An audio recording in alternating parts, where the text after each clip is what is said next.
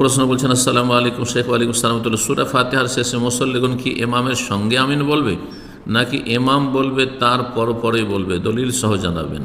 এই ক্ষেত্রে ওলামারা বলেছেন যে ইমামের অনুসরণের বিষয়টি এই ক্ষেত্রে প্রযোজ্য নয়, বরং ইমামের সাথে সাথে বলবে। কারণ সহিহ বুখারী মুসলিমের হাদিস, অন্যান্য হাদিসের কিতাব রয়েছে, প্রসিদ্ধ হাদিস, ইজা আম্মানাল ইমাম ফাআমিনু, যখন ইমাম আমিন বলে তখন তোমরা আমিন বলো।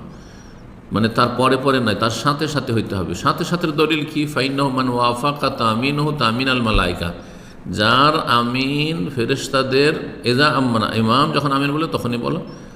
যার আমিন ফেরেশতাদের আমিনের সাথে মিলবে, আর ফেরেশতারা তখনই আমিন বলেন যখন ইমাম আমিন বলে।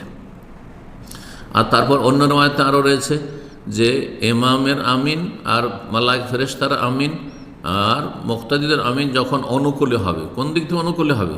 সময়ের দিক থেকে অনুকূলে হবে। তাহলে গফির আল্লাহ মা তাকাদ্দাম, অতীতের গুনাহ মাফ হবে। এই কথাই কোরআন সুন্নাহর আলেমগণ বলেছেন যে এই ক্ষেত্রে ইমামের সাথে সাথে আমিন বলবে, অনুসরণ করে নয়। বাকি অন্যান্য বিষয়গুলি যেমন তাকবীরে তাহরিমা, না সাথে সাথে তাকবীরে তাহরিমা দেবেন। অন্যান্য তাকবীরাতুল ইন্তেকাল বা সামি আল্লাহু লিমান হামিদা রব্বানা ওয়া লাকাল হামদ, না সাথে সাথে দেবেন, ইমামের সাথে নয়, বরং মোতাবাত করবে, পেছনে থাকবে।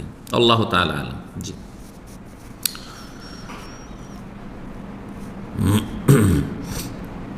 সাত নম্বর প্রশ্ন বলছেন, আসসালামু আলাইকুম শেখ। ওয়ালাইকুম আসসালাম। যে কাজটা করলে আমরা হজ ও উমরার নেকি পাওয়া যায়, সেই কাজটা আমরা যদি মক্কা এবং মদিনায় থাকি তাহলে সেটা করা চলবে তো?